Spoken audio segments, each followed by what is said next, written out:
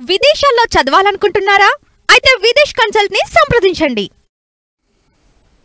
నమస్తే, నేను జర్నలిస్ట్ శ్రీనివాస్. ఈరోజు ఏపీ న్యూస్ అనాలిసిస్లో ముందుగా ఈనాడు పేపర్లో వచ్చిన వార్తలు చూద్దాం.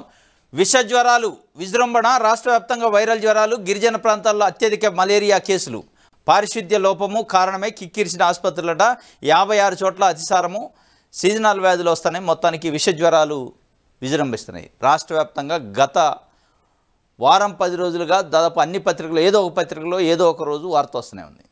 కానీ దీనిపైన ముఖ్యమంత్రి కానీ, వైద్య ఆరోగ్య శాఖ మంత్రి కానీ, సంబంధిత అధికారులు కానీ సమీక్ష చేస్తున్నారంటే దానికి సంబంధించి అసలు లేదు. ముఖ్యమంత్రి గారు ఈ విష జ్వరాలు విజృంభణ ఇదంతా వదిలిపెట్టి బీజేపీ నాయకులతో మీటింగ్ పెట్టిండు. పదవులు ఎట్ట పంచుకోవాలి మనం నామినేటెడ్ పోస్టులని. బీజేపీ రాష్ట్ర అధ్యక్షుని మారిస్తే ఎవరిని పెట్టాలి అనే విషయాలపైన ఢిల్లీ నుంచి బీజేపీ ఒక ప్రతినిధి వచ్చిండి, ఏపీకి సంబంధించిన ఇన్ఛార్జ్ రాయనేమో. ఆయనతో మీటింగ్లు గంటలు. ఇది కాదు మీరు చేయాల్సింది. పవన్ కళ్యాణ్ గారు అసలు ఎక్కడ పోయిండో తెలవట్లే, కనిపించట్లే. విష జ్వరాలు వచ్చి malaria, diarrhoea, typhoid, chikungunya, dengue, రకరకాల జబ్బులతోని, వైరల్ ఫీవర్స్తోని హాస్పిటల్ పాలవుతుంది. ఇలా ప్రభుత్వ హాస్పిటల్ అయితే నిల్చోవడానికి ప్లేస్ లేదు. బెడ్లు కాదు, బెడ్లు దేవుడు నిల్చునేదానికి కూడా ప్లేస్ లేదు. దానిపైన కనీసం సమీక్ష లేదు. సమీక్ష చేసి ఏం చేద్దాం ఎట్లా అనేది ఒక ఆలోచన కానీ. ఎందుకంటే విష జ్వరాలు అంటే ప్రాణాలు కూడా పోయే పరిస్థితి, ప్లేట్లెట్స్ ఉన్నాయి, డెంగ్యూ కేసులు చాలా ఇబ్బందికరమైన పరిస్థితులు ఉన్నాయి. కానీ దానిపైన లేదు. ఈనాడు పేపర్ దానికి సంబంధించి ఒక వార్త రాసింది. 56 చోట్ల అతిసార డయేరియా వ్యాధికి సంబంధించి ఉందట. సీజనల్ వ్యాధుల్లో డయేరియా ఒకటి. రాష్ట్ర వ్యాప్తంగా 56 చోట్ల అతిసారం కేసులు ఎక్కువగా నమోదాయి. ఈ ఏడాది జనవరి నుంచి ఇటీవల వరకు 2000 మందికి పైగా అతిసారం బారిన పడ్డారు. 7 ప్రాణాలు కోల్పోయారు. ఇది పరిస్థితి. తిరుపతి రుయా ఆసుపత్రిలో ఓపీ వద్ద రద్దీ. ఇది నిలబడటానికి కూడా సందు లేదు. నిలబడేదానికి సందు లేని పరిస్థితి, కిక్కిరిసే పరిస్థితి. చిన్నపిల్లల వార్డు. 3 ఏళ్లుగా రాష్ట్ర వ్యాప్తంగా మలేరియా, డెంగ్యూ, చికెన్ గునియా జ్వరాలు నమోదు ఇలా ఉందట. మలేరియా 2022లో 1237 అయితే 23లో 3540, ఇప్పుడు 24లో ఆగస్టు 25 నాటికి 4610 కేసులని. అంటే సంవత్సరం పెరుగుతున్నాయి. 22లో 1200 ఉంటే 23కి వచ్చేటాలకు 3000 అయింది. దాదాపు 3 ఇంతలు పెరిగింది. ఇప్పుడు 24కి వచ్చేటాలకు 4000 మధ్యలో ఉన్నాం మనం. పూర్తి కూడా కాల ఇయర్ 4610 మలేరియా కేసులు. డెంగ్యూ కేసులు అయితే 2174 2022లో అయితే 2023లో 3252, ఇప్పుడు 2024 ఆగస్టుకి ఒక 3000 డెంగ్యూ కేసులు. గున్యా కూడా చికెన్ గున్యా పరిస్థితి అయితే డబుల్ కాదు, త్రిబుల్ కాదు, 5 అంతలు పెరిగింది. 16 కేసులు ఉన్నాయి 2022లో చికెన్ గున్యా. ఇలా 99 కేసులు, నియర్లీ 100 కేసులకు వచ్చింది. అత్యంత ప్రమాదకరమైన చికెన్ గున్యా కానీ, డెంగ్యూ కానీ. ప్లేట్లెట్స్ డౌన్ అయితే కుప్పగూలి చచ్చిపోవటం ఆ పరిస్థితి ఉంది. ఇది మరి దీనిపైన ఏమైనా ప్రభుత్వం చర్యలు తీసుకునే అవకాశం ఉందా? ఎందుకంటే రోజు పేపర్లో వస్తుంది. ఇలా స్వయాన ఈనాడు పేపర్లో వచ్చింది. ఏదైతే తెలుగుదేశం పార్టీ చంద్రబాబు నాయుడు గారు అభిమానించే పత్రికలు కూడా బ్యానర్ ఐటమ్ వచ్చింది. ఇప్పటికైనా మరి దానిపైన స్పందించి చర్యలు తీసుకొని సమీక్ష చేస్తే ప్రజలకు మేలు జరిగింది. బలవంత మత మార్పిళ్ళు ఆగాలి. ప్రసాదం, అన్నదానంలో నాణ్యత లేకపోతే సహించేది లేదు. పాలకవర్గాల్లో అదనంగా 2 సభ్యులు. దీప నైవేద్యం సాయం 10,000కి పెంపు. దేవాదాయ శాఖపై సమీక్షలో సీఎం చంద్రబాబు నాయుడు గారు చెప్తుండు. బలవంత మత మార్పిళ్ళు ఆపాలి అంటాడు. ఆగాలని ఒక కొత్తది ఏం చెప్పిండు? పాలకవర్గాల్లో అదనంగా 2 సభ్యులు. ఇదంతా తెలుగుదేశం పార్టీకి సంబంధించి రాజకీయ నిరుద్యోగులకు ఉద్యోగం ఇవ్వటానికా? మీరు రాజకీయ నిరుద్యోగులకు ఉద్యోగాలు ఇంకొక 2 అదనంగా పాలకవర్గ సభ్యులు ఇస్తే బలవంత మార్పిళ్ళు ఆగవు, మత మార్పిళ్ళు. మీకు కమిట్మెంట్ ఉంటే ఆగుతాయి. మీకు కమిట్మెంట్ ఉండి దాని మీద ఎక్సర్సైజ్ చేస్తే ఆగుతుంది తప్ప ఇంకొక పాలకవర్గంలో ఇంకో 4 బోర్డు డైరెక్టర్లను నియమించినంత మాత్రంలో, బోర్డు సభ్యులు నియమించినంత మాత్రంలో ఆగవు. ఆ బోర్డు సభ్యుల సంఖ్య పెంచుతున్నారంటే తెలుగుదేశం పార్టీకి సంబంధించి రాజకీయ నిరుద్యోగులను ఉద్యోగులు చేయడానికి తప్ప ఏం లేదు ఇందులో. ఈ సభ్యులు పెంచాల్సినంత అవసరం ఏముంటుంది? నిజంగానే మత మార్పిళ్ళు ఆగాలి. ఆలయాల్లో చాలా పారదర్శకంగా జరగాలి. ప్రసాదాలు కానీ, అన్న ప్రసాదాలు కానీ ఎక్కడా కూడా లోపం జరగకుండా ఉండాలి. దేవాలయాల యొక్క ఉన్నతిని పెంచాలనుకుంటే అది కాదు మీరు చేయాల్సింది. అధికారుల కమిట్మెంట్ పనిచేయాలి. అక్కడున్న యంత్రాంగం కమిట్మెంట్కి పనిచేయాలి. ఇది ఒక వార్త. ఇంకోటి, రివర్స్కి చెల్లు మళ్ళీ పాత టెండర్ల విధానమే బోర్డ్ ఆఫ్ ఇంజనీర్స్ సిఫార్సు. మంత్రిమండలి భేటీలో తుది నిర్ణయమట. రివర్స్ టెండరింగ్ జగన్మోహన్ రెడ్డి గారు ఉన్నప్పుడు గడిచిన జగన్మోహన్ రెడ్డి ప్రభుత్వం అంతకంటే ముందన్న చంద్రబాబు నాయుడు గారు ప్రభుత్వం చేసిన కొన్ని టెండర్స్లో లోపాలు ఉన్నాయని రివర్స్ టెండరింగ్ చేసింది, కొన్ని వందల కోట్ల రూపాయల మీద సేవ్ చేసినామని వాళ్ళు చెప్పారు. ఇప్పుడు ఆ రివర్స్ టెండరింగ్ని ఈయన చెల్లి చిట్టి ఇస్తానంటే లేదు పాత పద్ధతిలోనే మనం చేయాలని చెప్పి మొత్తానికైతే అది ఒక వార్త. ఇది ఈనాడుకు సంబంధించి. ఆంధ్రజ్యోతి చూద్దాం. ఇగో రాష్ట్ర వ్యాప్తంగా చికెన్ గున్యా 9 జిల్లాల్లో పరిస్థితి తీవ్రం. మంచం పట్టిన పల్లెలు, ఒకరి నుంచి మరొకరికి వ్యాపిస్తున్న జ్వరము, కీళ్ల నొప్పులు, ఒంటిపై దుద్దరులతో ఇబ్బందులు, జ్వరం తగ్గిన వదలని కీళ్ల నొప్పులు.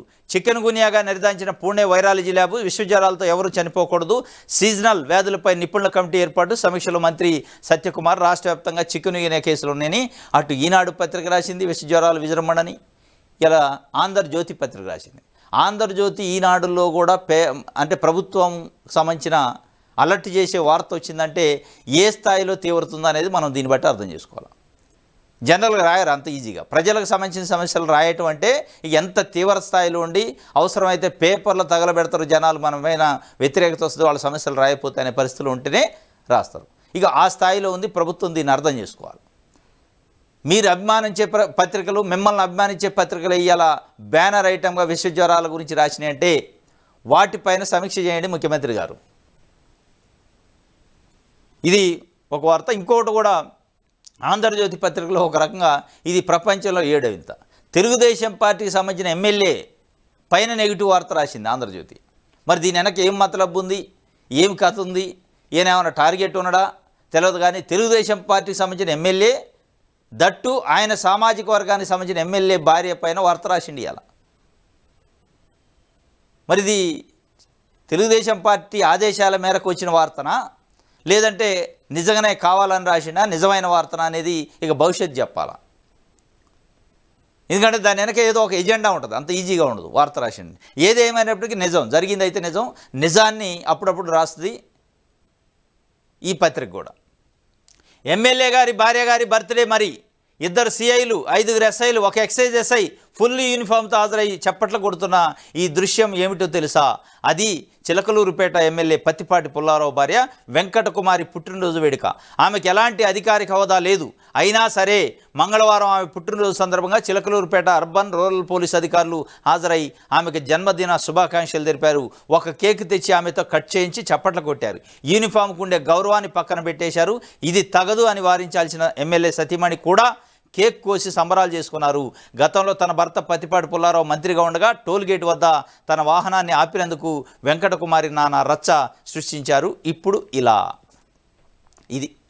మరి పత్తిపాటి పుల్లారావు గారు 2014 నుంచి 19 మధ్యలో తెలుగుదేశం పార్టీ ప్రభుత్వ క్యాబినెట్లో మంత్రి. ఆయన మంత్రిగా ఉన్నాడు, సీనియర్ పార్టీ నాయకుడు. మరి భవిష్యత్తులో ఏమైనా మంత్రి పదవికి ఒత్తిడి చేసే అవకాశం ఉంది, అడ్డం వస్తాడని ముందే ఒకటేమైనా తుక్కాయేస్తానరా? ఎందుకంటే ఇది పెద్ద విశేషంగా దీంట్లో ప్రజలకు నష్టమయ్యేది లేదు, పోయేది లేదు. వాస్తవంగా జరిగింది అయితే వాస్తవం. యూనిఫామ్లో ఉంటే చప్పట్లు కొట్టింది వాస్తవం, వాళ్ళు కేకులు తెచ్చింది వాస్తవం. దీనిపైన అంటే ఒక రకంగా దీనికంటే అత్యంత దారుణమైన విషయాలు చాలామంది ఎమ్మెల్యేలు కుటుంబాల సభ్యులు కూడా చేస్తున్నారు ఇవాళ తెలుగుదేశం పార్టీలో. అవి రావట్లే వార్తలు.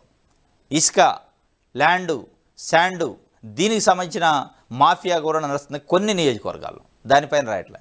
దీనిపైన ఎందుకు రాశారంటే పత్తిపాటి పుల్లారావు గారికి ఆంధ్రజ్యోతి ఏదో టెండర్ పెట్టింది అనేది అర్థమవుతుంది స్పష్టంగా. కాబట్టి ఇది ఎమ్మెల్యే గారి భార్య బర్త్డే మరి అని. ఇంకోటి, సిఐ సారీ చెప్పాల్సిందే, అవే అవలక్షణాలట. వైసీపీ హయాంలో ఎమ్మెల్యేలు తెగ రెచ్చిపోయారు, అధికార అహంకారంతో విర్రవీగారు. ఇప్పుడు ప్రభుత్వం మారింది, మేం మాత్రం తక్కువ అంటూ కొందరు టీడీపీ ఎమ్మెల్యేలు అవే అవలక్షణాలు ప్రదర్శిస్తున్నారు. అధికార దర్పం ప్రదర్శించవద్దని స్వయంగా ముఖ్యమంత్రి చంద్రబాబు చెప్పినా వారు చెవికెక్కడం లేదు. దీనికి ఉదాహరణలే ఈ ఘటనలే కాదు, చాలా ఘటనలు ఉన్నాయి. మీకు నచ్చిన ఘటనలు వేస్తున్నారు, మీకు నచ్చని ఘటనలు పక్కన పెడుతున్నారు. మీకు నచ్చని వ్యక్తుల ఘటనలే మీకు కనపడుతున్నాయి. మీకు నచ్చిన వ్యక్తుల ఘటనలు కూడా చాలా ఉన్నాయి. అయ్యే అవలక్షణాలట. ఆ అవలక్షణాలు వీళ్ళిద్దరికీ లేవు, చాలామందికి ఉన్నాయి. వాటిని కూడా మీరు రాస్తే మీరు నిజంగా పక్షపాతం లేకుండా రాసినట్టు ఇవ్వాలి వార్త. ఇది సిఐ సారీ చెప్పాల్సిందే అని కూడా ఒక తాడిపత్రి ఎమ్మెల్యే జేసీ అస్మిత్ రెడ్డి. ఇసుక ఇష్యూలో ఇద్దరు తెలుగుదేశం పార్టీకి సంబంధించిన వర్గాలు కొట్లాడుకున్నాయంటే ఇసుక విషయంలో ఒకళ్ళు ఇంకొకళ్ళని పట్టించారు. ఇసుక అక్రమ రవాణా చేస్తుంటే ఆ వెహికల్స్ తీసిపోయి పోలీస్ స్టేషన్లో పెట్టించారు. పెట్టిస్తే ఆ వెహికల్ని సీజ్ చేయలేదనని అష్మిత్ రెడ్డి సిఐకి ఫోన్ చేసిండట. వెహికల్స్ ఎందుకు సీజ్ చేయవు, ప్లస్ ఇసుక ట్రాక్టర్లు అక్రమంగా ఇసుక తరలిస్తుంటే అడ్డుకున్న మా అనుచరుల పైన దాడి చేశారు వాళ్ళు, ఇసుక అక్రమంగా తోలేవాళ్ళు, వాళ్ళపైన కూడా ఎందుకు కేసులు పెట్టలేదు, ఆ వెహికల్స్ ఎందుకు సీజ్ చేయలేదని సిఐకి ఫోన్ చేస్తే ఆయన నిర్లక్ష్యంగా సమానం చెప్పిండు, పెట్టేసిండట. మరి దాని వెనకున్న మతలబ్ ఏం తెలియదు. దానికి ఆయన పోయి పెద్ద వీరంగా సృష్టించిండు పోలీస్ స్టేషన్ ముందు. నన్ను నిర్లక్ష్యంగా మాట్లాడతావా, నాతోని నాకు సారీ చెప్పేట వరకు నేను లేవను అని చెప్పి పెద్ద ఎత్తున నిరసన తెలిపితే అప్పుడు డిఎస్పీ ఎంటర్ అయ్యి ఆయనకి ఆన్లైన్ ఫోన్ కాల్లో వాట్సాప్ కాల్లో సారీ చెప్పించిండట. ఇది చెప్తుంది. అందుకే అవే అవలక్షణాలు కొనసాగుతున్నాయి. చంద్రబాబు నాయుడు గారు చెప్పినా ఎవరు వినే పరిస్థితి లేదని కూడా చెప్తున్నాయి. ఇంకోటి 4 ఎకరాల భూమి 30 లక్షలు మేము చెప్పిందే ధర, ఇస్తావా చేస్తావా? ఎమ్మెల్యే గాళ్ల మాధవి భర్త రామచంద్రరావు దందా. గతంలో అదే భూమికి ఎకరం 48 లక్షలకు ఒప్పందం. పిడుగురాళ్లలో 4 ఎకరాల 90 సెంట్ల కొనుగోలు అగ్రిమెంటు భార్య ఎమ్మెల్యే అయ్యాక సీన్ రివర్స్ అయింది. చెప్పిన ధరకు అమ్మి భూమి అమ్మలేదని తండ్రి కొడుకులపై దాడి, బాధితులపైన ఎస్సీ ఎస్టీ అట్రాసిటీ కేసు, బాధితుడు కమ్మా వెంకట్రావు ఆరోపణ. ఇది కమ్మా వెంకట్రావు గారి కోసం వార్త రాసింది ఆంధ్రజ్యోతి. వాస్తవంగా ఆయనకు నష్టం జరిగిందట. గాళ్ల రామచంద్రరావు ఆయన భార్య మాధవి ఎమ్మెల్యే. నువ్వు ఇస్తావా సస్తావా, నేను చెప్పిన రేటుకి ఇవ్వాలి, కానీ నీ భూమికి నేనే ధర నేను ఇస్తా, ధర ప్రకారం ఇస్తేనే ఇస్తావు, లేదంటే నేను కబ్జా చేస్తా, అవసరమైతే అట్రాసిటీ కేసులు పెడతా, అవసరమైతే వెహికల్ పెట్టి గుద్దిచ్చి చంపుతా అన్నాడట డైరెక్ట్. ఇది అలా తెలుగుదేశం పార్టీ కూటమి పార్టీ ఎమ్మెల్యేల దమనకాండ జరుగుతుంది. ఇవాళ మత్స్యకి ఆంధ్రజ్యోతి 1, 2, 3 రాసింది. ఇవాళ మరి అస్సలు రాయట్లేదు. తెలుగుదేశం పార్టీలో మొత్తం మంచి జరుగుతుందని రాస్తే బాగోదు అనుకుండా ఏం, కానీ అక్కడక్కడ ఒకటి రాసిండు. లేదా వాళ్ళు ఏమైనా టార్గెట్ ఉన్నారా, తెలుగుదేశం పార్టీ ఆదేశాల మేరకు రాశారు, కానీ మొత్తానికి అయితే రాశారు. ఇది వాస్తవాలు. 4 ఎకరాల భూమి 30 లక్షలకి ఇస్తావా చస్తావా, లేదంటే సంపుతం ఇది పరిస్థితి. గాళ్ల మాధవి అట. ఇది ఆంధ్రజ్యోతి పత్రికలో వచ్చింది. ఎక్కడో బయట వేరే సాక్షి ఇంకోటి అయితే అనుమానపడాలి, కానీ ఆంధ్రజ్యోతిలో వచ్చింది కాబట్టి ఇది పక్కాగా ఉన్నట్టే. ఇసుకపై మహాకుట్ర, తెర వెనుక సూత్రధారులు ఎవరో తేలుస్తాం. ఏసీబీ అధికారుల విచారణ లక్ష్యం అదే. పాత్రదారులు వెంకటరెడ్డి, జేపీ వెంచర్స్. మార్చి నాటికి జేపీ డిమాండ్ నోటీసులు. జేపీ వెంచర్స్కి 877 కోట్ల జరిమానా వేశాం. మరిన్ని అక్రమాలు చూపిస్తున్న గనుల శాఖ సుప్రీంకోర్టుకు నివేదించిన ఏపీ సర్కారు. అఫిడవిట్లో పలు సంచలన విషయాలు. మరో 3 నెలల్లో సుప్రీంకు సమగ్ర నివేదికట. ఇసుకపై మహాకుట్ర జరిగిందట. దాని తెరనక వెంకటరెడ్డి డైరెక్టర్, మైనింగ్ డైరెక్టర్ ఉండని, జేపీ వెంచర్స్ కూడా ఉందని వాళ్ళకి సుప్రీంకోర్టు ఏపీ ప్రభుత్వాన్ని ఒక రిపోర్ట్ అడిగింది. అఫిడవిట్ రూపంలో కౌంటర్ వేశారట. దాంట్లో చాలా విషయాలు ఉన్నాయట. 3 నెలల్లో సమగ్రంగా నివేదిక కూడా ఇస్తారట. ఏపీలోనూ హైడ్రా ఆ తరహా సంస్థను ఇక్కడ ఏర్పాటు చేస్తాం. అక్రమ నిర్మాణాలు ఖచ్చితంగా కూల్చివేస్తాం. ఆక్రమణ స్థలాలు స్వచ్ఛంగా వదిలేసుకోండి, భవనాలు నిర్మించుకున్నా వదిలేది లేదు అని చెప్పి మున్సిపల్ శాఖ మంత్రి నారాయణ గారు ఏపీలోనూ హైడ్రా వస్తుందని చెప్తుండు. ఆ తరహా సంస్థని ఇక్కడ ఏపీలో కూడా ఏర్పాటు చేస్తాం. అక్రమంగా నిర్మాణాలు ఉన్న ఎవరైనా ఉంటే వాటిని వదిలేసుకోవాల్సిందే, లేదంటే మేము కూలుస్తాం అంటుండు. మరి అది మామూలు సామాన్య ప్రజలకైనా, తెలుగుదేశం పార్టీకి విరాళాలు ఇచ్చే నాయకులు, ఇప్పుడు అన్న క్యాంటీన్లకు విరాళాలు ఇస్తారని పెద్ద బడాబాబులకు సంబంధించిన ఫామ్ హౌజులకు కూడా ఉంటుందా అనేది ఇప్పుడు ప్రశ్న. నిజంగానే మీరు హైడ్రా పెడితే, హైడ్రాలో కృష్ణానది కరకట్ట పైన అనేక మంది బడాబాబులు తెలుగుదేశం పార్టీకి అన్న క్యాంటీన్లకి రోజు ఒకళ్ళు వచ్చి ₹1 కోటి 2 కోట్ల చెక్కులు ఇస్తున్నారు. వాళ్ళకి అక్కడ ఫామ్ హౌజులు ఉన్నాయి. కరకట్ట పైన గెస్ట్ హౌజులు కట్టుకున్నారు. ఆ గెస్ట్ హౌజులు ఫామ్ హౌజులు కూల్చే అవకాశం ఉంటుందా అనేది భవిష్యత్తు మనకి సమానం చెప్పాలి. నిజంగా సాహసం చేస్తారా, లేదు రాజకీయ ప్రత్యర్థులకు సంబంధించిన వాటిని కూల్చి మిగతా సేపు కూల్చుకుంటారా అనేది సమస్య. మరి అంత ట్రాన్స్పరెంట్గా చేసే అవకాశం ఉందా అనేది కూడా. పర్యవేక్షణ లేని పరిశ్రమలు అనకాపల్లిలోనే 600 కంపెనీలు ఉన్నాయట. రాష్ట్రంలోనే అత్యధిక పరిశ్రమలోని జిల్లా, కానీ పర్యవేక్షక అధికారి మాత్రం లేడు. ఆ కార్యాలయం విజయనగరం జిల్లాలో. మొన్నటిదాకా అనకాపల్లి ఎమ్మెల్యేనే మంత్రి అయినా భద్రతపై దృష్టి శూన్యం. లోపాలను పుట్టగా ఇన్స్పెక్షన్ పోర్టల్. ఒక్కొక్క అధికారికి 10 డ్యూటీలు, ఏ ఒక్కటి మిస్ అయినా మళ్ళీ ఏడాదికే. రాష్ట్రంలో అనకాపల్లిలోని అత్యధిక కంపెనీలు ఉన్నట్టు 600 కంపెనీలు. దానికి సూపర్వైజర్ లేడు, సూపర్విజన్ చేసే అధికారి లేడు, ఇన్స్పెక్షన్ అధికారి లేడు, పర్యవేక్షించేటోడు అధికారి లేడు. అధికారి పోస్టే ఖాళీగా ఉందట. ఇక మరి ఎసెన్షియా కంపెనీయా, ఇంకో పరవాడలో ఇంకో కంపెనీయా, సినర్జియా కంపెనీయా, ఇంకోట XYZ ఏదైనా ప్రమాదాలు జరుగుతాయి. పట్టించుకునేటోడు లేకపోతే, పర్యవేక్షణ లేకపోతే, దానిపైన అజమాయిషి లేకపోతే, ప్రైవేటు సంస్థలు అడ్డగోలుగా భద్రతా లోపాలని అట్లే ఉంచితే మరి ప్రమాదాలు జరగకపోతే, ప్రాణాలు గాలిలో కలగకపోతే ఏం కలుస్తాయి? ఏదైనా ప్రభుత్వం దానిపై చర్యలు తీసుకోవాలి. ఎక్కడికక్కడ పర్యవేక్షణ ఉండాలి. 3 నెలలకు ఒకసారి తనిఖీ ఉండాలి. తనిఖీలో ఏ చిన్న లోపం బయటపడ్డా అవసరమైతే పెనాల్టీలు వేయాలి, కేసులు నమోదు చేస్తే అప్పుడు భయం ఉంటుంది. ఈ ప్రమాదాలు అరికెట్టేదానికి ఉంటుంది. ఎసెన్షియల్ కంపెనీకి సంబంధించి ఆంధ్రజ్యోతి పేపర్ ఇది రాసింది. ఇది ఆంధ్రజ్యోతికి సంబంధించి. సాక్షి చూద్దాం. డేటా మటాషు, స్లిప్పులు బర్ను, ఈవీఎంల వెరిఫికేషన్లో 2వ రోజు అదే తంతు. మాక్ పోలింగ్కు అంగీకరించాలని ఫిర్యాదుదారులపై ఒత్తిళ్లట. బ్యాటరీ స్టేటస్, వీవీప్యాట్లను లెక్కించాలన్న బెల్లన్న బొత్స పట్టు.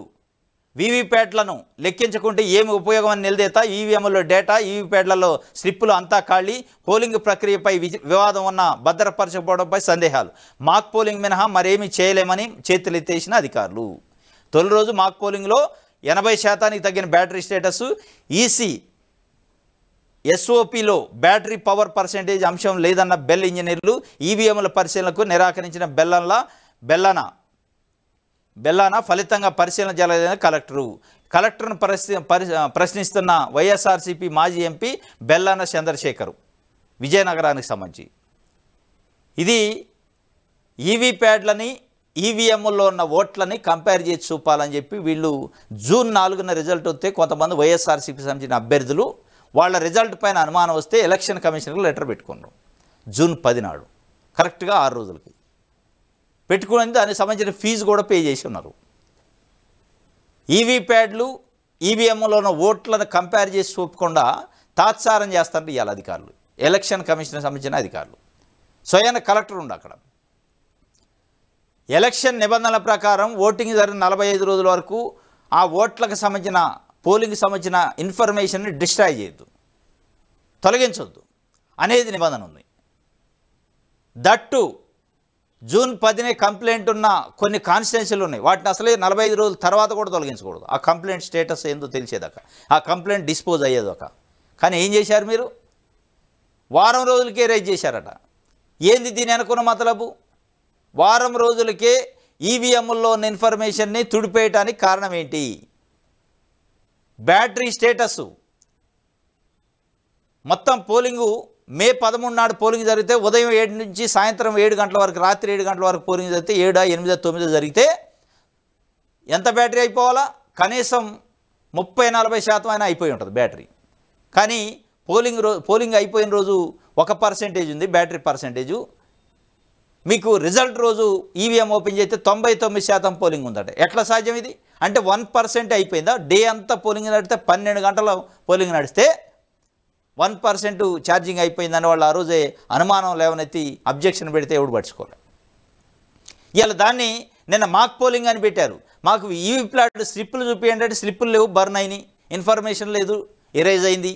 మరి స్లిప్పులు బర్న్ చేసి ఇన్ఫర్మేషన్ తీసేసే పరిస్థితి ఎందుకు వచ్చింది? కంప్లైంట్ ఇచ్చిన తర్వాత కూడా.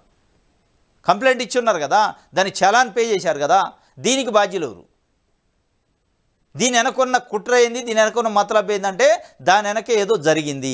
ఆ జరిగిన దొంగతనం విషయం ఏదైతే, కుంభకోణం విషయం ఏదైతే, అక్రమాల విషయం బయటపడకూడదని ఇమీడియట్లీ రిమూవ్ చేశారు, ఇన్ఫర్మేషన్ డిలీట్ చేసేసారు. ఇవాళ డిలీట్ చేసి చల్లగా ఏం చెప్తున్నారు? మాక్ పోలింగ్ చేస్తుంది సార్ అదే మిషన్తో. మాక్ పోలింగ్ ఏంది? అసలు అందులో ఉన్న ఇన్ఫర్మేషన్ ఎందుకు డిలీట్ చేయాలా? 45 డేస్ మినిమం ఉండాలి. కంప్లైంట్ వస్తే కంప్లైంట్ డిస్పోజ్ అయ్యే వరకు ఉండాలి. కంప్లైంట్ వచ్చిన బూతులు కూడా ఇరేజ్ చేశారు. అంటే తప్పనిసరిగా ఈవీఎంల్లో మతలబు జరిగింది. ఆ మతలబు బయటికి రాకుండా ఉండడం కోసమే ఎరేజ్ చేశారు. ఈవెన్ స్లిప్పులు కూడా బర్న్ చేశారు. చేసి ఇవాళ చల్లగా ఏం చెప్తాను? Mock polling. ఈవెన్ ఆ మాక్ పోలింగ్లో కూడా ఒక మతలబు జరిగింది. నిన్న మొత్తం మాక్ పోలింగ్ చేస్తే ఈవీఎంను ఓపెన్ చేసి 100% ఉన్న ఛార్జర్ దాని బ్యాటరీని పెట్టారట. పెడితే 80%కి పడిపోయింది ఛార్జింగ్. అంటే 20% కన్జ్యూమ్ అయింది పవర్. అంటే ఉత్తగా మాక్ పోలింగ్కే 20% పవర్ కన్జ్యూమ్ అయితే పోలింగ్ రోజు 12 గంటల పాటు ఏకదాటిగా పోలింగ్ జరిగితే 99% బ్యాటరీ ఎట్లా ఉంటుంది? 1% కన్జ్యూమ్ ఎట్లా అయింది? అంటే దీంట్లో క్లియర్గా తెలవట్లే. ఇక దీనికంటే పెద్ద ఆధారం ఏముంది? దీనిపైన చెప్పే నాదుడు లేడు, అడిగితే వినే నాదుడు లేడు. ఇది ఎలా జరుగుతున్న పరిస్థితి. మొత్తానికైతే స్లిప్పులు డేటా మటాష్ అయింది, స్లిప్పులు బర్న్ అయినాయి. డేటా మటాష్ అయింది, స్లిప్పులు బర్న్ అయింది, తాళాలు దొరకవు, ఈవీఎంలు ఉండవు. ఇంకా 2 రోజులు అయితే ఆ మాక్ పోలింగ్ కూడా ఈవీఎంఏ ఉండదు. ఈవీఎం కూడా మటాష్ అయింది, బర్న్ కూడా అయినా ఆశ్చర్యం లేదు. దీనికి సంబంధించి బెల్లన చంద్రశేఖర్ ఎంపీ అభ్యర్థి ఆయన కలెక్టర్ని అడుగుతుండే. ఏం చెబుతారు కలెక్టరు? వాళ్ళకి పైనుంచి వచ్చిన ఆదేశాలు ఇమీడియట్గా రిమూవ్ చేయండి, మన బతుకు మన బండారం బయటపడిద్ది అని చెప్పి డిలీట్ చేయించారు. ఈ డిలీట్లు, ఈ బర్నులు, ఈ మటాషులు, ఈ బర్నుల కథే చంద్రబాబు నాయుడు గారు ఢిల్లీ పోయి గట్టిగా మాట్లాడే పరిస్థితి లేదు ఇవాళ. ఈ స్టోరీ వల్లనే ప్రత్యేక హోదా పైన కానీ రాష్ట్రానికి రావాల్సిన నిధులపైన కానీ చంద్రబాబు నాయుడు గారు నిలదీసి అడిగే పరిస్థితి లేదు, నిగ్గదీసే పరిస్థితి లేదు, ఉండదు కూడా. ఇక ఎందుకంటే ఆయన వాళ్ళ చేతిలో కీలు బొమ్మైండు. ఈ బర్ను, ఈ స్లిప్పుల బర్ను వల్ల, ఈ డేటా మటాష్ వల్ల, ఈ డేటా మటాష్, ఈ బర్నుల వెనక పెద్ద కుట్ర ఉంది. ఆ కుట్రలో చిక్కుకున్నడా చంద్రబాబు నాయుడు గారు అనే ఒక అనుమానం వస్తుంది. ఇది ఒక వార్త. అల్లు అర్జున్ ఏమైనా పుడింగా? అసలు ఆయనకు ఫ్యాన్స్ ఉన్నారా? ఉన్నది మెగా ఫ్యాన్సే. అర్జున్ తన స్థాయిని మర్చి మాట్లాడుతున్నారు. బ్రాంచులు, షామియానా కంపెనీల గురించి నాకు తెలియదు. తాడేపల్లిగూడెం జనసేన ఎమ్మెల్యే బొలిశెట్టి వ్యాఖ్యలు. అల్లు అర్జున్కి ఫ్యాన్స్ ఉన్నట్లు నాకు తెలియదు. మెగా కుటుంబం నుంచి విడిపోయి ఎవరైనా ఫ్యాన్స్ బ్రాంచులు, షామియానా కంపెనీలాగా పెట్టుకుంటే మేము చెప్పలేం. తనకు ఫ్యాన్స్ ఉన్నారని అల్లు అర్జున్ ఊహించుకుంటున్నారేమో. ఆయన స్థాయి మరిచి మాట్లాడుతున్నారు, జాగ్రత్తగా మాట్లాడాలి. అలా కాదని నేను పెద్ద పుడింగినని నా ఇష్టమైతేనే వస్తా అంటే ఎవడికి కావాలి? మానయ్, వెళ్ళిపో. ఆయన వస్తే ఏంటి, రాకపోతే ఏంటి అని బొలిశెట్టి శ్రీనివాస్ బొలిశెట్టి తాడేపల్లిగూడెం ఎమ్మెల్యే, జనసేన ఎమ్మెల్యే చాలా ఘాటైన విమర్శ చేసిండు. మరి ఇది పవన్ కళ్యాణ్ గారికి, చిరంజీవి గారి నోటీసులో జరిగి ఉంటుంది. ఎందుకంటే డైరెక్ట్గా open statement Allu Arjun family మీద చేయటం అంటే అల్లు అరవింద్ ఫ్యామిలీ మీద అంత ఈజీ కాదు. మొత్తానికైతే డివిజన్ వచ్చిందా ఇటు చిరంజీవి ఫ్యామిలీకి, అల్లు అర్జున్ ఫ్యామిలీకి అనేది స్పష్టంగా కనపడింది. దీనికి కారణం గడిచిన ఎన్నికల్లో వైఎస్ఆర్సీపీ అభ్యర్థికి అల్లు అర్జున్ ప్రచారం చేసిన వాళ్ళ ఫ్రెండ్ అట, శిల్పా వాళ్ళ ఫ్యామిలీకి. అదే కారణమా, ఇంకా వేరే కారణాలు కూడా ఉన్నాయో తెలియదు, కానీ అది ఒక కారణం అనేది బయట అయితే ప్రచారం జరుగుతుంది. అల్లు అర్జున్ ఏమన్నా నువ్వు పుడింగివా అనే పరిస్థితికి వచ్చింది. చిరంజీవి ఫ్యామిలీని కానీ, అల్లు అర్జున్ ఫ్యామిలీని కానీ చిరంజీవి గారు, పవన్ కళ్యాణ్ గారు ఆదేశాలు లేకుండా ఈ స్థాయిలో విమర్శించడం అయితే జరగదు. ఏదో ఆదేశాలు ఉన్నాయి, వాళ్ళకి నోటీసులో జరిగింది అనేది మొత్తానికైతే గ్యాప్ పెద్దగానే పెరిగే అవకాశం ఉన్నట్టు అనిపిస్తుంది. ఇంకోటి, ప్రజారోగ్యానికి ఉరితాడు, పీపీపీ మోడల్ అంటూ సామాన్యులకు నాణ్యమైన వైద్యం దూరం. ఎక్స్ వేదిక సీఎం చంద్రబాబుపై వైఎస్ జగన్ ఆగ్రహం. ప్రజారోగ్యం పటిష్టం కోసం వైఎస్ఆర్సీపీ హయాంలో విప్లవాత్మక సంస్కరణలు. ప్రతి పార్లమెంట్ నియోజకవర్గానికి ఓ మెడికల్ కాలేజ్ చొప్పున 8,480 కోట్లతో 17 ప్రభుత్వ కాలేజీలకు శ్రీకారం చుట్టాం. 2023-24లోనే 5 మెడికల్ కాలేజీలు ప్రారంభం, 750 సీట్లు అందుబాటులోకి. ఈ ఏడాది మరో 5 ప్రారంభం కావాల్సి ఉన్న చంద్రబాబు వైఖరి కారణంగా గ్రహణం పట్టింది. చంద్రగ్రహణం పట్టిందట 5 మెడికల్ కాలేజీలకి. పేద ప్రజలు కోసం 17 మెడికల్ కాలేజీలు జగన్మోహన్ రెడ్డి గారి హయాంలో అప్రూవల్ తీసుకుంటే 5 మెడికల్ కాలేజీలు ఆల్రెడీ స్టార్ట్ అయినాయి, 750 సీట్లు వచ్చినాయి. ఇంకొక 5 మెడికల్ కాలేజీలు ఈ సంవత్సరం స్టార్ట్ అవ్వాలి. దానికి చంద్రబాబు నాయుడు గారు పట్టించుకోకపోవడం వల్ల అవి ఆగిపోయినాయి. ఇవాళ ప్రజారోగ్యానికి ఉరితాడు పడుతుంది. పీపీపీపీ అని 4 పీల మోడల్ పెట్టండి. ఈ ఏపీ వల్ల ప్రజలకు ఉపయోగం లేదు అనిపిస్తుంది. ఇందులో ఉన్న 4 పీలలో ఏపీ కూడా ప్రజల కోసం పాటుపడే పీ కాదు, ఇది పబ్లిక్ కోసం పాటుపడే పీ కాదు. ఇది పారిశ్రామికవేత్తల పీ, ఇది పెట్టుబడిదారుల పీ, ఇది అనిపిస్తుంది తప్ప ఎక్కడ దానికి సంబంధించి లేదు అని ఆయన జగన్మోహన్ రెడ్డి గారు చాలా ఘాటైన ట్వీట్ చేశారు.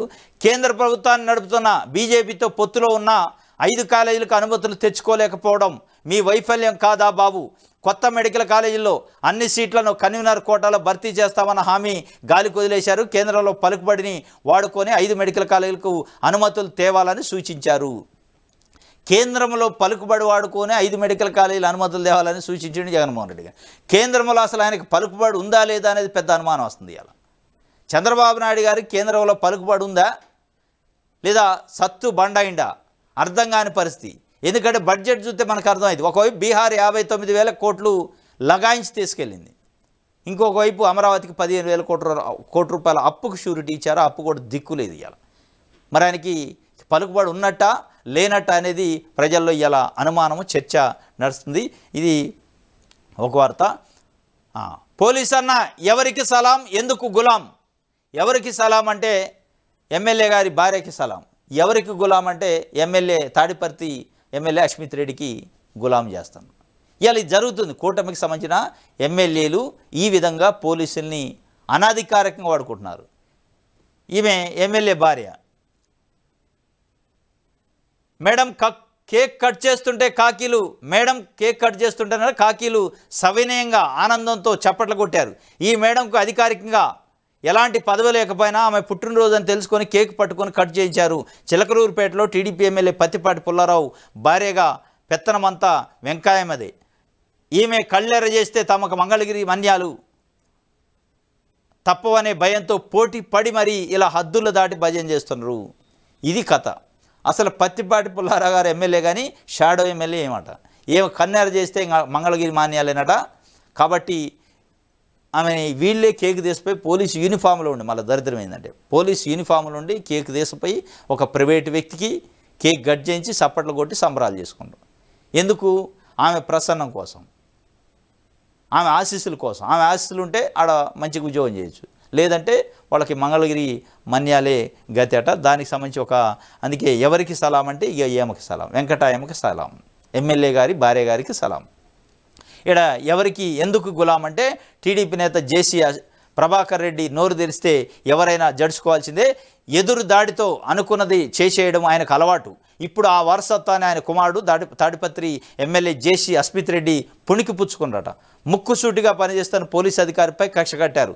తన మంది మాగాదులతో పోలీస్ స్టేషన్ ఎదురు బైఠాయించి ఉన్నతాధికారుల సహకారంతో బలవంతంగా సారి చేయించుకున్నారట. ఇది ఆయన ఈగో సాటిస్ఫై చేశారు ఉన్నతాధికారులు కూడా. ఇది అస్మిత్ రెడ్డికి సంబంధించి గులాము సలాము సంగతి ఒక వార్త రాసింది. ఫామ్ 20 డేటా ఎక్కడా? నియోజకవర్గాల నుంచి ఆ డేటా ఈసీ ఎందుకు రప్పించడం లేదు? ఫామ్ 20 డేటా ఎక్కడ అంటే ఉండదు. అది ఫామ్ 20 డేటా ఉండదు, ఈవీఎంలో డేటా ఉండదు, ఈవీ ప్లాట్ స్లిప్పులు ఉండవు, తాళం చేతులు కూడా ఉండవు, చివరికి తాళం చేయి కూడా లేదు. ఇది పరిస్థితి. గడిచిన అసెంబ్లీ ఎన్నికల్లో జరిగిన మొత్తం ఎపిసోడ్లో అనేక అనుమానాలు, అనేక వివాదాస్పదంగా వ్యవహారం ఉంది.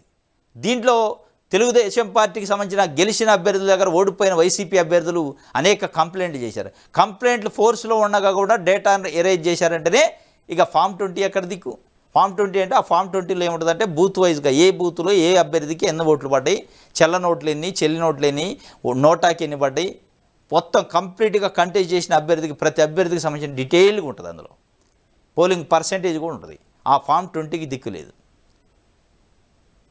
ఫామ్ 20 లేదు. ఇవాళ ఫామ్ 20 ఉండదు, ఈవీఎంలో ఇన్ఫర్మేషన్ ఉండదు, స్లిప్పులు ఉండవు, మొత్తం బర్న్ అయితే మొత్తానికి ఫలితాలపై రోజు రోజుకు బలపడుతున్న అనుమానాలు, వాటిని నివృత్తి చేయాల్సిన బాధ్యత ఈసీపై ఉంది. ఇంత శాతం ఓట్ల తేడా ఎందుకు వచ్చిందని ఈసీని అడిగినా స్పందించడం లేదు. ఈవీఎంలు ఈవీప్యాడ్లకు మ్యాచ్ అవ్వడం లేదు. పోలింగ్ రోజు గణాంకాలకు కౌంటింగ్ రోజు గణాంకాలకు తేడా ఎందుకు ఉంది? ఈసీ స్పష్టత ఇవ్వాలి. వైఎస్ఆర్సీపీ ప్రతినిధుల బృందం డిమాండు. మీరు డిమాండ్ చేస్తారు, వాళ్ళు ఇయ్యరు. వాళ్ళకి తెలుసు ఆడ కథ ఏం జరిగింది. ఫామ్ 20 కానీ ఇంకోటి అడిగినా, మీరు పోలింగ్ పర్సెంటేజ్ తేడాలు అడిగినా, ఛార్జింగ్ పర్సెంటేజ్ తేడాలు అడిగినా, ఏది అడిగినా ఆడ మీకు నిల్లు, రిజల్ట్ నిల్లు, శూన్యం. ఎందుకంటే దాన్ని ఎరేజ్ చేయడానికి 45 రోజుల్లో డేటాను ఎరేజ్ చేయాల్సిన డేటా మ్యాండేటరీ. అది 10 రోజుల్లోనే డిలీట్ చేయాల్సిన పరిస్థితి వచ్చిందంటే దాని వెనక ఎంత మతలబు ఉంది, ఎంత కుట్ర ఉంది, ఎంత తతంగం నడిచిందో ఇక దాన్ని బట్టి అర్థం చేసుకోవచ్చు. ఇక ఎంత మీరు అడిగినా చెప్పేది ఉండదు, మీరు చూసేది ఉండదు. కాబట్టి ఫామ్ 20 డేటా ఎక్కడుంది అని చెప్పి అడుగుతున్నారు. ఎక్కడుందంటే అది ఉండదు. ఇక అది పరిస్థితి. ఎంపీ మాగంటను నిందితుడిగా ఎందుకు చేర్చలేదు? కవిత పిటిషన్ విచారణ సందర్భంగా సుప్రీంకోర్టు ప్రశ్న. మాగంట విషయంలో భిన్నంగా ఎందుకు వ్యవహరించారు? కవిత నిందితురాలైనప్పుడు మాగంట సాక్షి ఎలా అవుతారు? మనీ లాండరింగ్ కేసులో రాఘవ లేరని ఎలా అంటారు? నేరారోపణ చేసిన వ్యక్తినే సాక్షిగా మార్చారు. రేపు ఇష్టానుసారం మరో వ్యక్తిని తీసుకొస్తారా? ఇదా దర్యాప్తు సంస్థల పారదర్శకత? మాగంటతో మాట్లాడినందుకే కవిత ఫోన్లు ధ్వంసం, అదనపు సోలిసిటర్ జనరల్ రాఘవ అప్రూవర్గా మారినందుకే బెయిల్ వచ్చింది అని ముకుల్ రోహ్తగి అన్నారు. వాదనల అనంతరం షరతులతో కవితకు బెయిల్ వచ్చిందట. ఎమ్మెల్సీ కవిత బీఆర్ఎస్ పార్టీకి సంబంధించి కేసీఆర్ గారి కుమార్తె, ఆమెకి నిన్న బెయిల్ వచ్చింది. దాదాపు 165 రోజులు జైల్లో ఉన్నారు. దాని తర్వాత వచ్చింది. ఆ సందర్భంగా ఆమె బెయిల్ విచారణ సందర్భంగా మాగంటి శ్రీనివాసరెడ్డిని ఎందుకు నిందితుడిగా చేర్చలేదు, అక్యూజ్డ్గా, ఆయన సాక్షి అయింది, అసలు నిందితుడిని సాక్షిని నిందితుడిగా ఎట్లా చేస్తారు అని చెప్పి సుప్రీంకోర్టు చాలా ఘాటుగా విమర్శించింది. ఆయన ఇప్పుడు తెలుగుదేశం పార్టీకి సంబంధించిన ఎంపీ. ఇది సాక్షికి సంబంధించి. దిశ చూద్దాం. జంట నగరాలు విజయవాడతో పాటు గుంటూరుపై ప్రభుత్వం దృష్టి, త్వరలో గ్రేటర్ గుంటూరు ఆవిర్భావట, రద్దవనన్న రూరల్ మండలం గ్రీన్ సిగ్నల్ ఇచ్చిన సీఎం చంద్రబాబు నాయుడు గారు. అమరావతి గుంటూరు కలిపి జంట నగరాలట. జంట నగరాలకు సంబంధించి ప్లాన్ ఉందట. విజయవాడతో పాటు గుంటూరుపై ప్రభుత్వం దృష్టి పెట్టిందట. అటు విజయవాడ, ఇటు అమరావతి, ఇటు గుంటూరు, ఈ మూడింటిని కలిపి జంట నగరాలు చేస్తారట. త్వరలో గ్రేటర్ గుంటూరు ఆవిర్భవిస్తారట. దానికి సంబంధించి గ్రీన్ సిగ్నల్ ఇచ్చారట.